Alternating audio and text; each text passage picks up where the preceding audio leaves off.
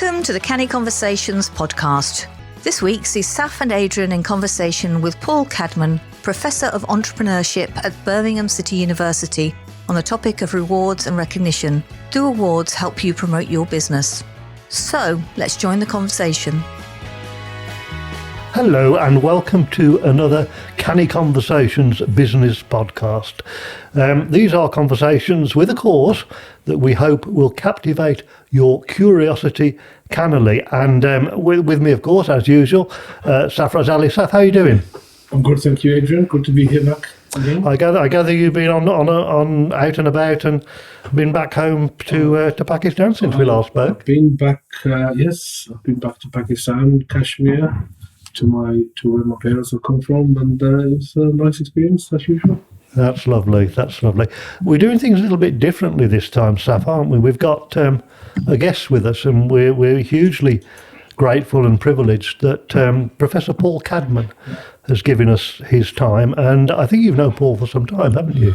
I've known Paul for about 6-7 years, but it's not the time; it's the bond and the relationship that we have. It's I was just saying earlier on the fact that I was just walking in and somebody said, "You're Paul's friend," and I says, "Paul Cadman?" He says, "Yeah, of course." And I said, "I'm more of a student than a friend, but he's taken me under his wing, so I'm really proud." The topic we're going to be talking about this time, Saf, is awards and recognition and how they contribute to our business life.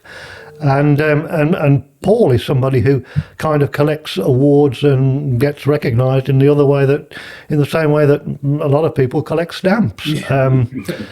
Multiple winner, recognised for 3 big accolades last year. So Paul, you're the man to speak to about this topic. We do have listeners not just in the UK and locally. Many of you, of course, will know Paul, but we also have people in other parts of the world. So before we get into the topic, Paul, just give our listeners a little bit of background about yourself, if you would. Yeah, good afternoon, and just want to say an absolute privilege to be here, and thank you for the accolade from Saf there. He does me an injustice. We've known each other for a period of time, but we have bonded particularly well. I think there's community, there's business, probably some religious, some social things that we all agree with. And I think me and Saf don't even need to speak, but on the same page on so many different things. So from a religious perspective, I'm Church of England, and Safaraz is Muslim, but we both come together with community activities, business activities. So for the sake of introductory to myself, I'm getting to the point now when I introduce myself, it takes a bit of time because I think I'm at that point in life. So what I will normally start off with, because I've been accused of having a privileged upbringing and, with my success around education and my awards is because of my fabulous education and things like that. That's not wholly true. So I was born in Wolseley Green. I'm proud to be a Brummie. I talk about, a son of Birmingham and things like that, particularly proud of that accolade. Love my city, love the people and everything else like that. I was born in a back-to-back house in Wolseley Green. There were 6 of us in a house with a couple of bedrooms, tiny little house, and you look back now, we drive past the house every occasion and we just go, how do we live in that shoebox? But that's where I got my education, that's where it started from. Left there, went into working the markets at a ridiculously young age. I think now, you'd probably end up asking or giving evidence in court. It's back to Victorian principles with young people. Apparently you can't do that these days. I think it was one of the best things that did me and my social skills particularly good. Did that, went into the College of Food, where I've just been today, learned to be a chef, which was actually the first formal qualifications I ever achieved. I am heavily dyslexic, so left school with no qualifications at all. So when we talk about privileged background education, it didn't happen. Went into catering as a chef, worked in restaurants and in a hotel for a while, and then scraped my way into the fire service. So that's where I started formally, went into the Bibby Line Group, worked in various different industries and things like that. Where I am today is totally refusing to work with anybody full-time. I won't work for anybody full-time, but I have a number of consultancy roles, non-exec positions. My forte, my drive and my passion, the thing that gets me out of bed, particularly early in the morning, is charity, giving back to community, making a difference. Yeah, that's enormous, Paul. And Yes, I mean you're well recognised for the work that you do with charities, but I suppose the most famous thing you're famous for is you're from the home of Birmingham City Football Club. I don't know whether that's something you'd be proud of or not. Are you a Blues supporter? Well, we used to, where we used to live, you could hear the crowd. That's how close we were. Yeah. So we were like the railway children because we would walk from our house along the railway lines. Bear in mind, this is before health and safety and things like that, and it seemed to be acceptable in those days. Train drivers would just, sound the horn, we'd stop and wave, and everybody was quite casual and happy to see each other. And then we used to sneak into the Blues. So we were like little feral children sneaking into the Blues, far too young that you wouldn't normally not let your children out of your sight, but it was all acceptable those days. So we used to go into the Blues and watch some games. So around the Bob Latchford, Trevor Francis and all of those sort of days, I can actually claim to have been in the stadium. Excellent, that's wonderful. Saf, you're no stranger to awards, are you? Because you're involved in Paul, 3 recognitions last year. I think the most recent was the one in November when I was there, and you were chosen as Brummie of the Year, Paul. But as I say, Saf, you're not a stranger to awards either in terms of winning awards and also of judging them. I mean, I've got a list here that says you're a judge of the Great British Entrepreneur Awards, the Local and National Apprenticeship Awards, the Signature Awards, you're head judge for the Birmingham Awards. So I think we've got here 2 people who, what they don't know about awards probably is not worth knowing. So sort of to kick off, gentlemen, let's just talk about let's just talk about the awards that you've both won over the years, and both of you tell us, of all the awards that you've won, is there any one in particular that stands out that you value most, Paul? I'm going to say Brummie of the Year. To be recognised by your peers, to be recognised by the city and things like that, is probably the greatest accolade. There's not going to be many things in my life that would probably trump that. So hugely privileged to receive that.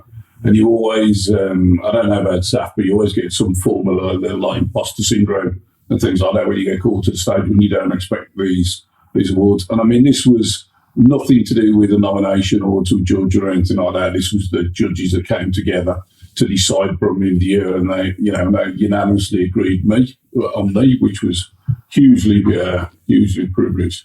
A couple of the other awards I've won, so a couple of things in the fire service, there was a bravery, there was some other stuff and like that. That's good to do that.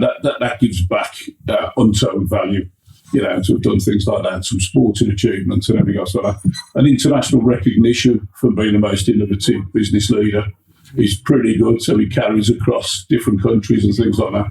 But I pretty much hang my hat on Brummie of the Year, I think. And we, of course, Saf, we were in the East Side Rooms, weren't we, on the Saturday evening?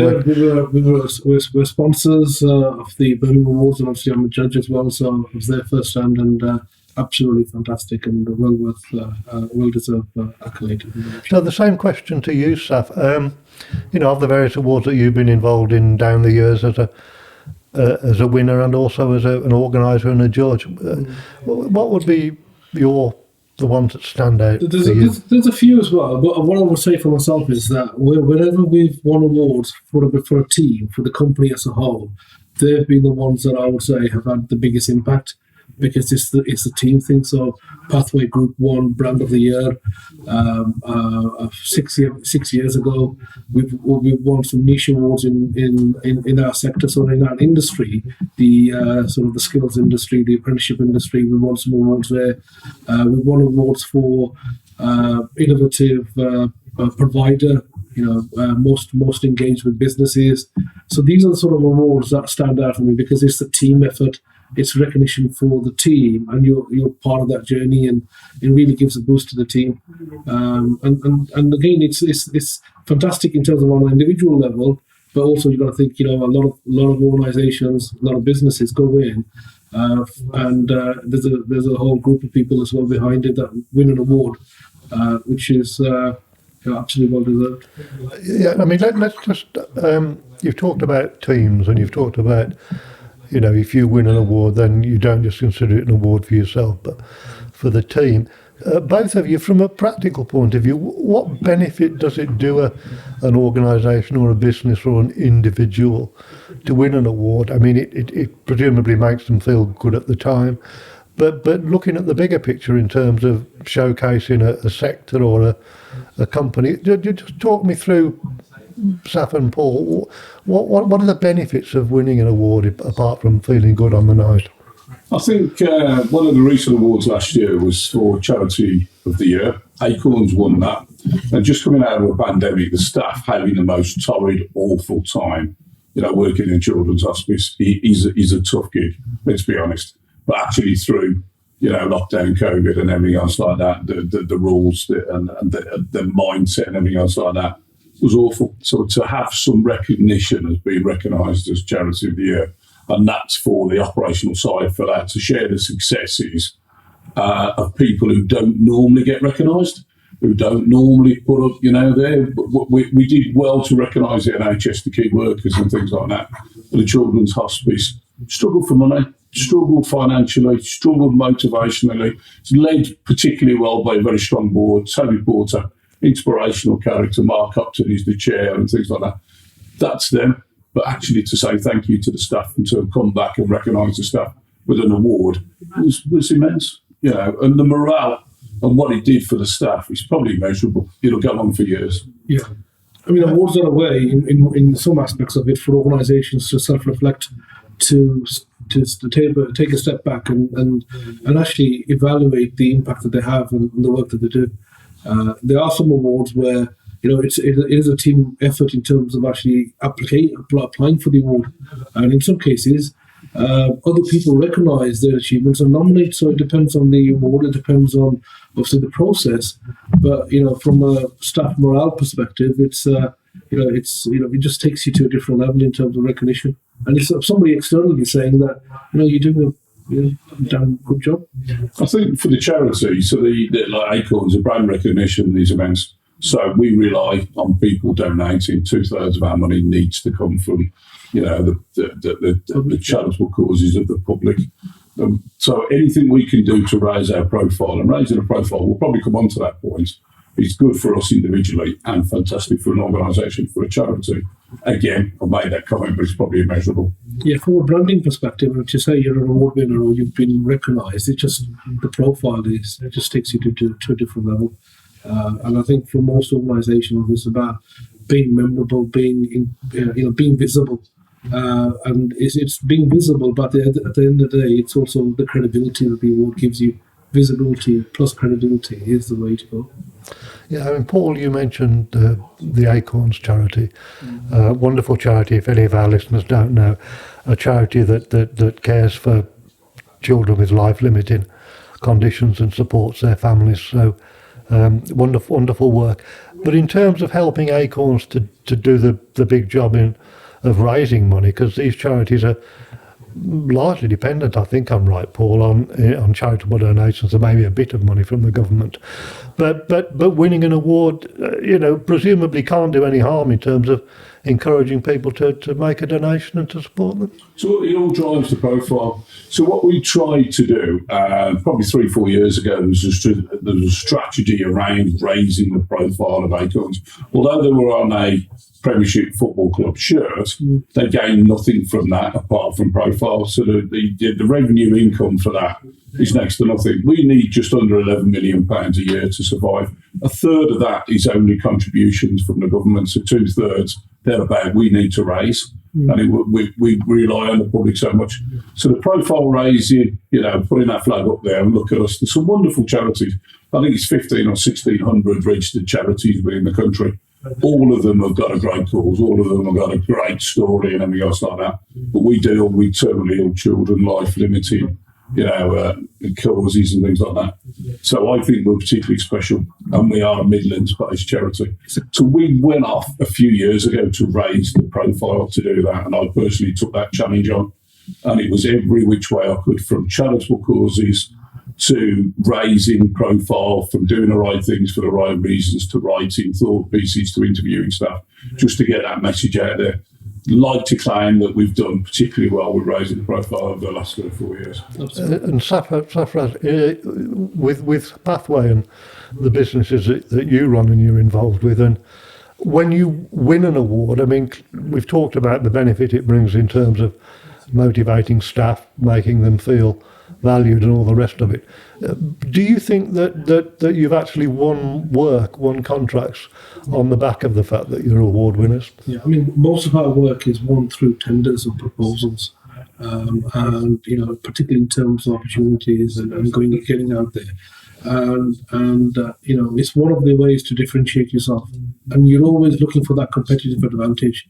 So the way we look at awards, we also look at benchmarks or investors in people, ISO. These are sort of quality standards. There are other ways to actually differentiate yourself. And but awards are, I think, special because it's an element of recognition, and it's a way that you can actually promote yourself continuously. But it is, as I said, it's a team effort, and it's a combination of a strategy. I think it's not just the one thing; it's a combination of a number of things that you've got to look at. But it is about sort of differentiation. It is about standing out. It's the visibility and the credibility combined, and you've got to look at all these different avenues to do so. So let's just turn it slightly on its head. Pathway has been involved in sponsoring a number of awards. Yeah. Why do you do that, and what do you get from it? Okay, so in terms of most of our awards that we're involved with are community-based awards. So when we sponsor, we're not sponsoring national awards, we're sponsoring awards predominantly in the Greater Birmingham area. So anything to do with entrepreneurship, that's something that we encourage because we work with SME businesses. So we want to encourage the SME sector, startups, the entrepreneurs, the businesses that are growing and scaling. But we're also supporting anything to do with young people's sports. So we'll sponsor those, but there's no award, but we'll be part of. We'll sort of align ourselves to those. So from a sponsorship perspective, entrepreneurship, or young people giving back. That's our sort of that's the area that we look at. But at the same time, we also organise events ourselves as well. So we run events that have a purpose, that have a cause. So one of our events started off as Asian Apprenticeship Awards, now rebranded as Birmingham Apprenticeship Awards. So, Paul was a judge for a few years. It is an ambassador now for our organisation, and that particular award was there to raise the profile of apprenticeships within the British Asian community because there was a lack of young people going into that sector. So we do events that have a purpose, have a cause, and we sponsor events that are in the entrepreneurship field locally, or anything to do with young people. That's our sort of that's really what we look at. As a multiple award winner, Paul. What do you do with them? Do you stick them in a cupboard, or do you put them on the mantelpiece? Or I mean, do you keep them there? I think this is a serious point. Do you keep them there, to remind you on those sort of days when you're feeling a bit down about what you've achieved? Or I mean, what? I've got a few trophies and things like that, and some of them are on display. Some of them are kind of tucked away a little bit. So my study. There's a number of them that are out there that are on display and things like that. You don't buy a trophy cabinet, that's just too far, isn't it? That's ridiculous and things like that. And after a few years, you're still talking about it, and people are saying, come on, move on now. Yeah, that kind of stuff. I have slept with a couple of them where I've got home late at night, celebrating, had a few drinks, woke up the next morning and go, blimey, what's this in bed? Something wet, something hard, and or something like that. I don't know, that kind of thing. You pick it up and it's cold, and you're thinking, I thought it was something that was wet. But it's a cold metal trophy and things like that. So I woke up with a couple when I've got home celebrating and things like that. Yeah. But that in my study. So if next time you're on a Zoom, say, turn around, show me the shelf where everything is. And do you? I mean, what's the oldest one that you've got. I mean, when did you win your first award? And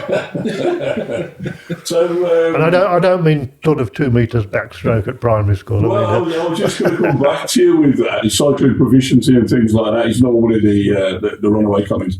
If you look, so there's one or two things that I do. So bear with me. Let me just ramble for a minute. If you look at my CV, I am absolutely convinced that people don't read CV. So I'm always the one that drops a few comments in my CV. And at the bottom of it says awards or it says achievements and things like that. And if you look at my LinkedIn profile, you'll see all the way down the bottom, it says hooker duck and crabbing champion, Barmouth champion. And I think it's 1972 or something ridiculous like that. So totally fabricated, totally made up. And I just put it in there just to challenge people as to whether they've really read it or not. So, I mean, I was rugby, martial artist, British champion. I've done a number of things, played at rugby at a very good level. So there are lots of different trophies and different things like that. So I don't know.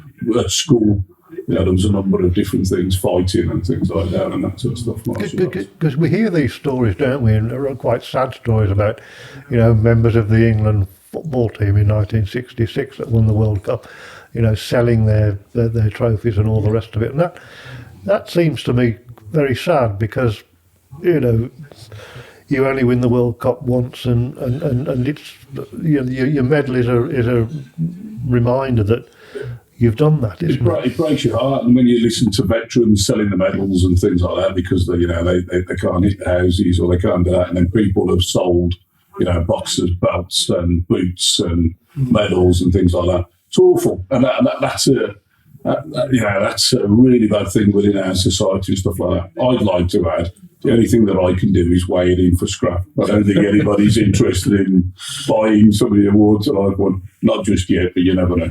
Well, I'm sure that people that win awards like yours are proud of them, and so they should be. Saf, let's talk now a little bit from the other side of the coin in terms of organising an awards event. You and your business have been involved in organising numerous events across the year. Just give us an idea of what you think the ingredients are of a good awards event in terms of, the number of awards, in terms of the length of time, because, some of them are very good and some of them you kind of almost feel that you want to put the post around the neck that says, do not resuscitate, because they go on for ever and ever. So, and after you've spoken, Saf, perhaps Paul can do the same thing. A good awards event, how many awards would you normally expect? What sort of time would you expect it to last? How important are the other things like the entertainment and that? So again, we run a number of awards. So the Birmingham Apprenticeship Awards that I've mentioned. We organise the Business Work Awards.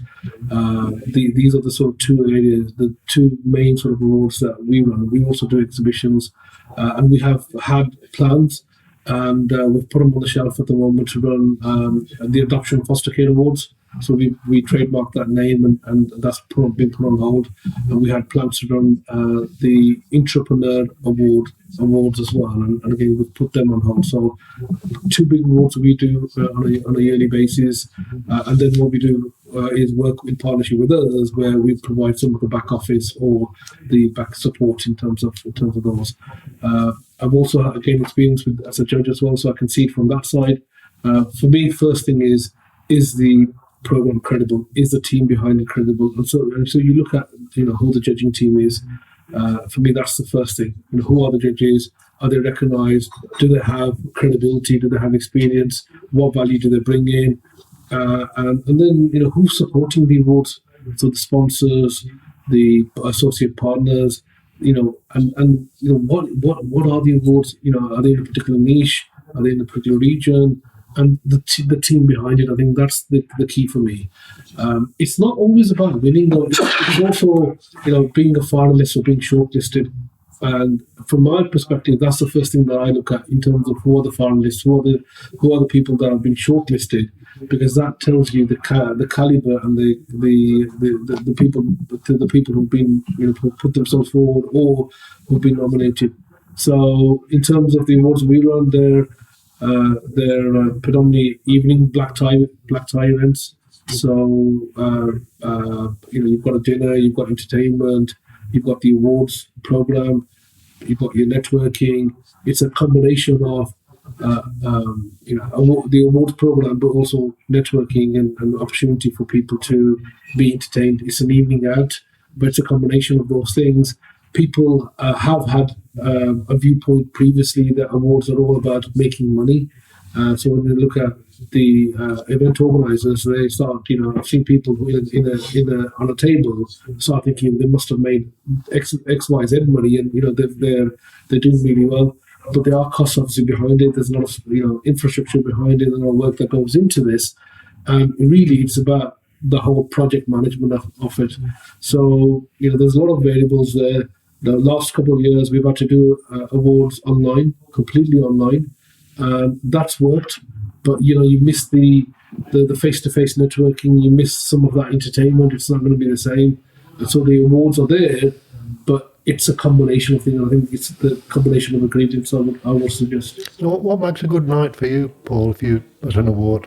I think there is a balance of recognition, because if somebody's won an award, they need to have their moments of fame, and you need to give them that credit because of what they've done. I think there's a mix between entertainment and things like that. An awards night is around awards and presenting awards, but it can't be, and we've all been to awards where we've had 2 hours, 3 hours, and the 4 or 5 hour night is awards, one person after the other.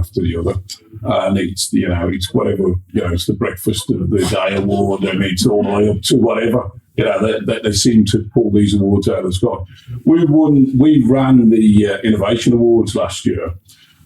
A good award for me is when the person speaking to present the awards is talking to a room where they pay attention, they're listening, and you have the absolute respect and attention of the audience. So we ran it in the auditorium at any point. We literally took everybody out of the environment, sat them there. So the only thing they could do was to look at a screen. If we didn't do that, we might have had a room where everybody was talking to themselves. So it's a mixture of entertainment. It's a mixture of understanding, recognising the environment of what they're doing. So don't present a community award, but take you to, some spectacular place like the ICC. Present it in the community. Present it in, a reasonable circumstances. And make sure the right people are in the room as well. If it's community awards, have people from the community. They have the right people representing the awards. And the other thing, of course, gentlemen, is that it's a night out, isn't it? It gives companies an opportunity to take their people to an event, so they can dress up in a posh frock or whatever and have a good night. And I guess, there's nothing wrong with that, is there? It's good to be able to say thank you by taking your staff or your contacts to a good event. How important is that? Just the company that you're in. It's a golden opportunity to network, isn't it? You do have the same people winning the awards at the same events, and there's a syndrome of that with the same people in the room. So you have to be mindful of that. So we're both in a space where we're outside of that, where we're looking at new people winning awards, people coming through. I would never want to see a repeat of somebody who won the award the year before and things like that. You'd almost theoretically want to bar them from re-entering, or just, that for whatever reason to stop that from happening. I think it's the recognition, the networking, and the opportunity of being with your peers and sharing the success of the city, the environment, and the people. I mean, we do as I said a number of times now, the Apprenticeship Awards, and that's a family thing. So you've got young people, you've got parents coming in, but for them it's a family thing. It's recognising their son, daughter, their achievements, and sometimes the parents don't know what their sons or daughters do, what their work is. They meet their colleagues there, they meet the rest of the team there, and that buzz. That environment, you're not going to get that. There are on the other side awards where it is the same people. It is very similar in terms of names of the awards, and there is an element of repetition. And you've got that. It's like with a TV program. You've got programs that captivate, that really energize you. You feel like you want to go to the next one, and then there's that drag on and really drain you the energy. the energy isn't there. So you have all sorts. It really is about the team, the people behind it, who's involved, and how special it is. And as I said, we've dropped a couple of awards programs where we had the idea. I think the ideas are good, but it's about putting it through. And if we can't do it to the level that we want to do in terms of the quality and the impact, then we'll just leave it until we feel the time is right. We've all seen some of the awards where things perhaps haven't gone quite as the organisers would like. There was the Oscars on that one occasion, wasn't there, when the wrong person was given the Oscar, and then there was the beauty parade where the wrong person had the crown on the head. Have either of you got any funny stories, anything you've seen at awards that have perhaps made you have a laugh?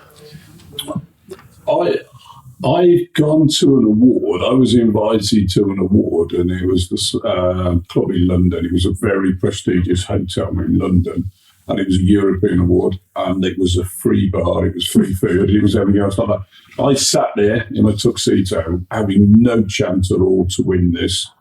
It was never going to happen, and everything else like that. JCB were in there, Jaguar were in there, and that, like, sort of almost global brands, and me.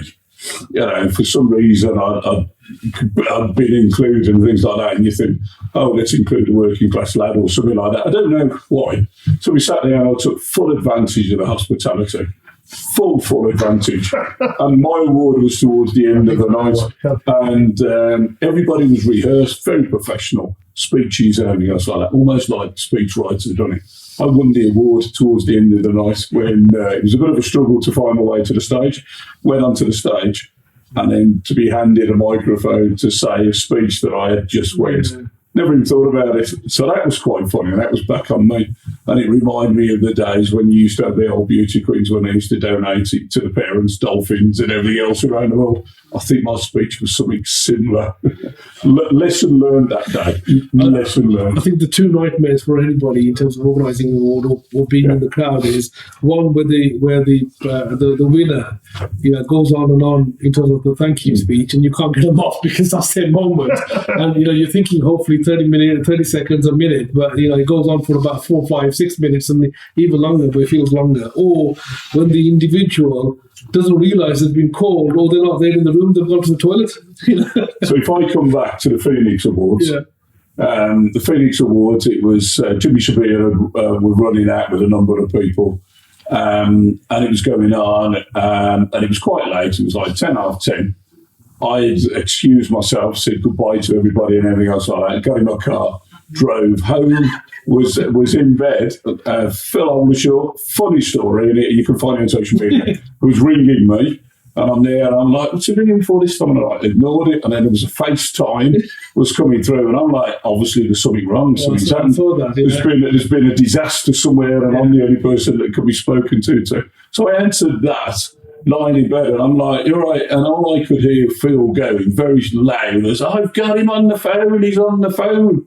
So he's put me into a large screen with everybody in the room there, and then what they wanted to do was sing happy birthday. Yeah. So I'm lying there, and people don't realise that I'm covered in tattoos and stuff like that. So people are there looking at me, absolutely amazed what I look like, and I'm there going, with a room full of 300-400 people saying, thank you very much, as everybody's singing happy birthday to me. So not quite an award, but a particularly funny moment. Yeah, absolutely. Right, the final question is, everybody wants to know this, Paul and Saf. Yeah. Do the winners really not know if they've won, or when you win an award, do you know in advance? Do you tell your winners in advance, Saf? Not at all. No, never. Never do that. So the awards that I've been involved in, and some of the awards that I've won, I've been absolutely amazed that I've won. And I've seen people genuinely in the room that have won awards completely gobsmacked, that they come up to speak, they can't speak.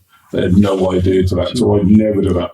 The only time I've ever encouraged somebody to attend an awards is when somebody hasn't got money to buy a ticket, they've won an award or something like that. Then somehow there's a ticket finds their way because they do need to be in the room. So I've interfered that way, but that's probably the only thing. I think the integrity of the awards, the integrity of the judges, it just goes out there. If somebody knows beforehand and it goes out, then people think it's a fix. People make allegations very easily these days, and people automatically assume, awards are all fixed. And you can see it. I've been to mini awards programs and in the bar, just sitting there and say, oh, you know what, we know who's going to win, we know it's going to be this, we know it's going to be that. It's usually, we know it's going to be Paul, we know it's going to be this or whatever. But I judge for you, Saf, and I know that the scrutiny is in the room, the questions, nobody knows who's won collectively. You don't all sit in a room and come to a final conclusion. Yeah. It's all pulled together, it's all scored. Somebody goes off, somebody pulls it together, and he comes back and things like that. So it's totally, transparent, clear, and obvious. We could go on for. I know you're going to close up here, but before you do that, can I just ask Paul, because he did a very memorable shot with Ben Francis just a couple of weeks back, where we both were judges for the Birmingham Awards in 2017. And I just want Paul to tell us that story, if he doesn't mind. I mean, I know you were going to wrap up there, but I thought, you know what? No. We love a nice story to finish on. So it was a prosperity wealth event that they put together, and it was on behalf of the Children's Hospital, the charity there, which is a fabulous charity that we all hold dearly to our hearts. They do an incredible job. And Ben has become a patron of theirs. And we were both judges, and the paperwork and Ben and everything came in front of us. And I remember saying, looking, thinking, this lad could do well. I think he might do well in the future. He'd got some successes, but nowhere near as to where he was. Very young, very fragile, very naive, very nervous guy that was in front of us. But actually, there was some spark there that you could see. So I had the opportunity of asking him a question or more of the point. And I said, I remember being, a judge and everything else like that. And he was on stage, I remember that particularly well. And he sat there and he smiled and he said, yeah, I was nervous. I said, yeah, he was, but we recognised there was a spark. What a journey. But he said, yeah, that was a bit of a pivoting point. Don't know whether he said that because I was in a crowd and because of the size of me or anything like that. Actually, he meant that. He said it was a bit of a pivoting point. Spoke to him afterwards and he said, never got in for an award before that, but actually it's critical to get awards recognition. And he talked about his journey, what it made and what it meant to the people that were around him and things like that. And he took it home to his mum and said, Mum, listen, look at this. Things are happening positively. Wow. And that was one point that I took away from that night. That's a lovely story to finish on, and a great example of how awards can really make a difference to people and perhaps give them the bit of encouragement that they want. Paul, thank you very much for giving us your time. Saf, pleasure is always ours. But it is unfortunately time for us to bring our Canny conversation with a cause to a close. We hope that you've enjoyed what you've heard. If you do, then we hope you'll let us have some feedback. We hope that you'll like, and it would be lovely if you decided to subscribe. So until the next time, bye-bye.